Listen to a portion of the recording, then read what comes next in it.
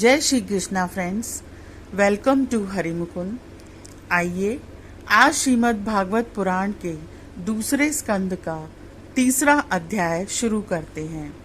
इसमें बताया गया है कामनाओं के अनुसार विभिन्न देवताओं की उपासना तथा भगवत भक्ति के प्राधान्य का निरूपण। श्री सुखदेव जी ने कहा, परीक्षित, तुमने मुझसे जो पूछा था कि मरते समय बुद्धिमान मनुष्य को क्या करना चाहिए, उसका उत्तर मैंने तुम्हें दे दिया। जो ब्रह्म तेज का इच्छुक हो वह बृहस्पति की, जिसे इंद्रियों की विशेष शक्ति की कामना हो वह इंद्र की, और जिसे संतान की लालसा हो वह प्रजापतियों की उपासना करे।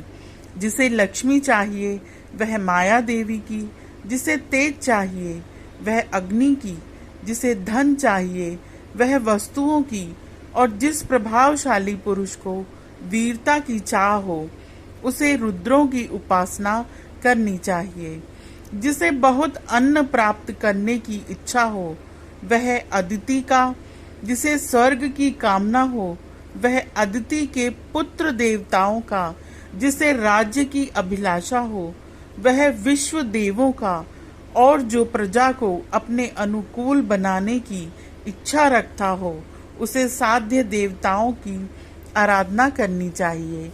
आयु की इच्छा से अश्विनी कुमारों का, पुष्टि की इच्छा से पृथ्वी का, और प्रतिष्ठा की चाह हो तो लोक माता पृथ्वी और द्यौ यानी आकाश का सेवन करना चाहिए।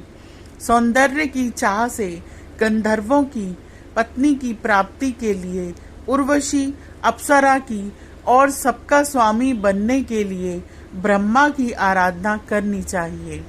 जिसे यश की इच्छा हो वह यज्ञ पुरुष की, जिसे खजाने की लालसा हो वह वरुण की, विद्या प्राप्त करने की आकांक्षा हो तो भगवान शंकर की, और पति पत्नी में परस्पर प्रेम बनाए रखने के लिए पार्वती जी की उपासना करनी चाहिए। धर्म उपार्जन करने के लिए विष्णु भगवान की, वंश परंपरा की रक्षा के लिए पितरों की, बाधाओं से बचने के लिए यक्षों की, और बलवान होने के लिए मरुदगणों की आराधना करनी चाहिए।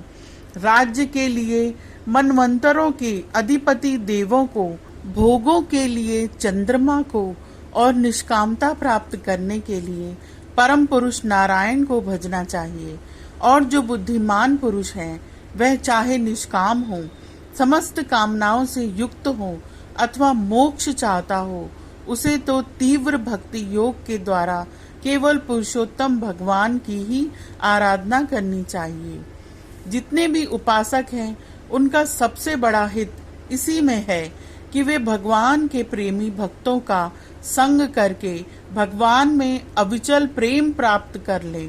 ऐसे पुरुषों के सत्संग में जो भगवान की लीला कथाएं होती हैं उनसे उस दुर्लभ ज्ञान की प्राप्ति होती है जिससे संसार सागर की त्रिगुणमयी तरंग मालाओं के थपेड़े शांत हो जाते हैं, हृदय शुद्ध हो जाता है, आनंद का अनुभव होने लगता है, इंद्रियों के विषयों में आसक्ति नहीं रहती, कैवल्य मोक्ष का सर्वसम्मत मार्ग भक्ति योग प्राप्त हो जाता है। भगवान की ऐसी रसमयी कथाओं का चस्का लग जाने पर भला कौन ऐसा है जो उनमें प्रेम न करे। शौनक जी ने कहा, सूत जी, राजा परीक्षित ने सुखदेव जी की यह बात सुनकर उनसे और क्या पूछा। वे तो सर्वज्ञ होने के साथ ही साथ मधुर वर्णन करने में भी बड़े ही निपुण थे। सूत जी, आप तो सब कुछ जानते हैं, हम लोग उनकी वह बातचीत बड़े प्रेम से सुनना चाहते हैं।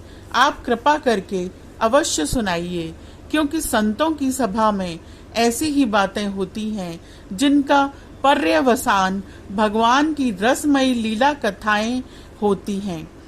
पांडुनंदन महारथी राजा परीक्षित बड़े भगवत भक्त थे। बाल्यावस्था में खिलौनों से खेलते समय भी वे श्री कृष्ण लीला का ही रस लेते थे। भगवन में श्री सुखदेव जी भी जन्म से ही भगवत परायण हैं।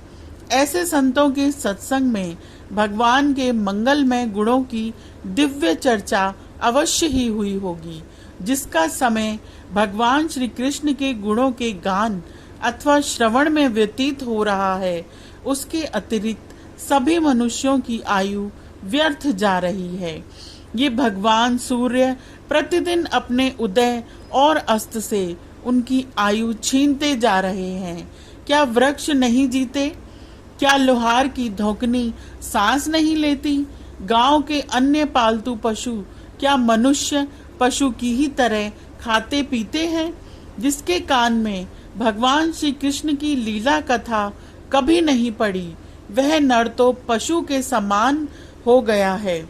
सूत जी, जो मनुष्य भगवान श्री कृष्ण की कथा कभी नहीं सुनता, उसके कान बिल के समान हैं। जो जीव भगवान की लीलाओं का गायन नहीं करती, वह मेढक की जीभ के समान टर्र टर्र करने वाली है। उसका तो ना रहना ही अच्छा है। जो सिर कभी भगवान श्री कृष्ण के चरणों में झुकता नहीं, वह रेशमी वस्त्र से सुसज्जित और मुकुट से युक्त होने पर भी बोझा मात्र ही है।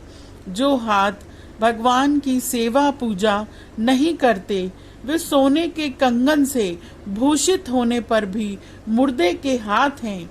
जो आंखें भगवान की याद दिलाने वाली मूर्ति, तीर्थ, नदी आदि का दर्शन नहीं करती, वे मोरों की पाख में बने हुए आंखों के चिन्ह के समान निरर्थक हैं।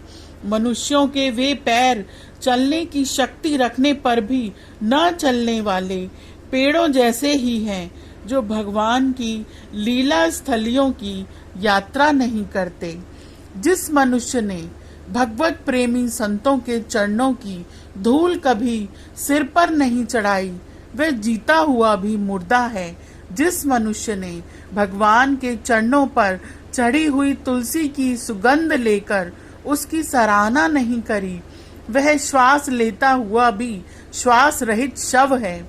सूत जी, वह हृदय नहीं लोहा है, जो भगवान के मंगलमय नामों का श्रवण कीर्तन करने पर भी पिघलकर उन्हीं की ओर बह नहीं जाता। जिस समय हृदय पिघल जाता है, उस समय नेत्रों में आंसू छलकने लगते हैं और शरीर का रोम रोम खिल उठता है। प्रिय सूत जी, आपकी वाणी हमारे हृदय को मधुरता से भर देती है। इसलिए भगवान के परम भक्त आत्मविद्या विशारद श्री सुखदेव जी ने परीक्षित के सुंदर प्रश्न करने पर जो कुछ कहा, वह संवाद आप कृपा करके हम लोगों को सुनाइए।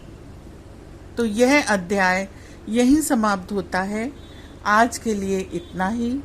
Please like, share and subscribe my channel. Thank you.